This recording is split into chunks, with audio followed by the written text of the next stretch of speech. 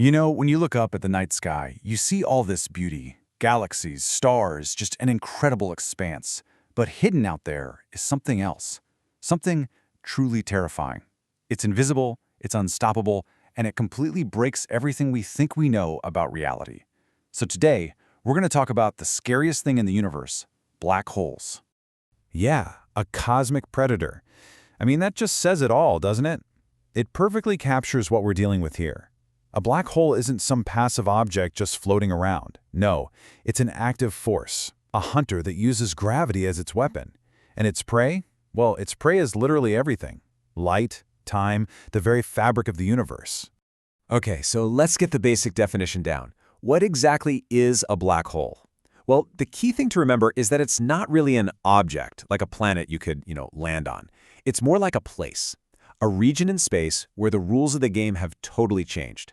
The one rule that matters there, gravity wins, always. To get away, you'd have to go faster than the speed of light. And, well, physics just says, nope, you can't do that. It's impossible. And you know what's crazy? This isn't some newfangled idea. People were thinking about this stuff for centuries. Way back in 1783, a guy named John Mitchell was like, hey, what if a star was so good its own light couldn't escape? And then, boom, 1916, Einstein drops his theory of general relativity, and Karl Schwarzschild finds the math that basically predicts these things. But for so long, that's all it was, math on a page. It took until 1971 for us to actually find one, Cygnus X1. And then, the big one, 2019, we got a picture. We actually saw one. That's when these monsters became absolutely, undeniably real. Right, so how does something like this even form? I mean, an object so powerful it can literally eat light? Well, it all begins with the most violent event in the universe, the death of a supergiant star. So think of a massive star as being in this epic tug-of-war for millions of years. On one side, you've got the nuclear furnace in its core, creating this huge outward push. On the other side, you have gravity, constantly trying to crush everything inwards. As long as there's fuel to burn, it's a stalemate. But the second that fuel runs out, that outward push just disappears. It's gone. And gravity, well, gravity doesn't take a break. It wins. And it wins instantly and catastrophically. The whole core just implodes in less than a second. This triggers a massive supernova, blasting the outer parts of the star across space, but the core? It just keeps on collapsing and collapsing until it's crushed down into a single point of infinite density. And just like that, a black hole is born. Okay, so now we get to the part everyone's heard of, the most famous and probably the most terrifying part of a black hole. We're talking about the event horizon. This is it. This is the ultimate point of no return. So what is the event horizon? It's not a wall or a sphere or anything physical you could touch. It's an invisible line drawn in space-time itself. It's the exact point where gravity becomes so strong that the escape velocity is faster than the speed of light. Before you cross that line, hey, maybe you could get away with a powerful enough rocket, but the instant you're over it, game over. Escape isn't just hard, it's physically, fundamentally impossible.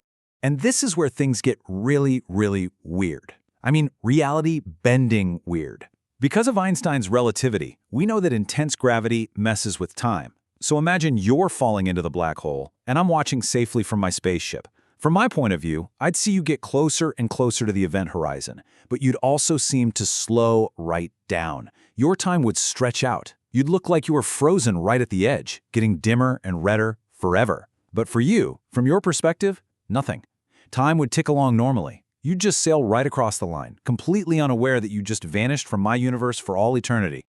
Okay, so you've crossed the line. You're past the point of no return. What's next? Well, this is where the journey gets pretty gruesome. Yeah, physicists have a great name for this. It's called spaghettification, and it's exactly as horrifying as it sounds. See, as you fall in, the gravity at your feet would be way stronger than the gravity at your head. This difference in pull, this tidal force, would start stretching you, and it would just keep stretching, pulling you longer and thinner and longer and thinner, literally like a noodle, until your body is torn apart into a stream of atoms, a truly gruesome end. And that stream of atoms has one final destination, the singularity. This is it. The very center. A point, or maybe a ring if the black hole is spinning, that has zero size and infinite density. It's a place where all of our physics just stops. General relativity, quantum mechanics, our ideas of space and time, none of it makes any sense anymore. It's the ultimate here be dragons on the map of the universe, hidden forever from our view. So it's easy to think of them as just these giant cosmic vacuum cleaners, right? But they're so much more than that. They're like cosmic vaults, guarding some of the deepest secrets of the universe and forcing us to ask some really tough questions. Here's one of those questions. Are black holes actually forever? I mean, it seems like they should be, right? They're called black holes. Nothing gets out. But what if they're not eternal? What if even these ultimate cosmic prisons can die? Well, the legendary Stephen Hawking came up with an idea that completely flipped everything on its head. He realized that if you bring quantum mechanics into the picture, empty space isn't really empty. It's full of these little particle-antiparticle pairs that pop into existence and then disappear. But right at the edge of a black hole's event horizon, one half of the pair can fall in while the other escapes. That escaping particle carries away a tiny, tiny bit of the black hole's mass. This is Hawking radiation. It means black holes aren't totally black. They glow, just a little. And more importantly, it means they leak, they evaporate. Now, it takes an unimaginably long time, trillions upon trillions of years, but eventually they will just fade away. That leads to another huge question, maybe the biggest one of all. What happens to all the stuff that falls in? Is it just gone forever, deleted from the universe? Or does it go somewhere else? Now, this is where we get into stuff that sounds straight out of science fiction, but it's actually baked into the math. When you solve Einstein's equations, you don't just get black holes. You also get a solution for their theoretical opposite, a white hole, a place where things can only come out, never go in. And one mind-bending theory is that a black hole could be connected to a white hole through a shortcut in space-time, what we all know is a wormhole. So maybe falling in isn't the end. Maybe it's a one-way ticket to somewhere else entirely. So we've talked about black holes as destroyers, as these gateways to mystery. But what if their most important job is something else entirely? What if they're actually the architects of the universe? Let's bring it home for a second. Right at the center of our own galaxy, the Milky Way, there's a supermassive black hole. Its name is Sagittarius A star, and its mass is 4 million times the mass of our Sun. 4 million! All of that is crammed into a space smaller than Mercury's orbit. And that incredible gravity is the anchor that our entire galaxy, our Sun included, spins around. But here's the thing. Our black hole is kind of small fry. Just look at this beast, TON 618. This is one of the biggest we've ever found. We're not talking millions of suns anymore. We're talking 66 billion times the mass of our Sun. That number is it's almost meaningless. It's so big. This thing is so powerful that the gas and dust swirling into it glows brighter than its entire galaxy. Just incredible.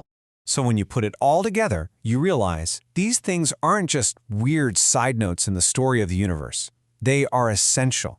They're the anchors that hold galaxies together. They're the engines that create quasars, the brightest things we can see. And maybe most importantly, they're the place where our physics breaks, forcing us to ask the biggest questions there are about space, time, and what reality even is. And that leads us to this final, really mind-bending thought. We always think that matter, us, planets, stars, is what bends space-time. But what if that's backwards? What if the curvature of space-time is the real thing, and we, all of us, everything, are just a consequence of it, like shadows projected on a wall? It's a wild idea, and it's exactly the kind of question that studying black holes forces us to ask. They don't just make us rethink the universe, they make us rethink what it means to be real.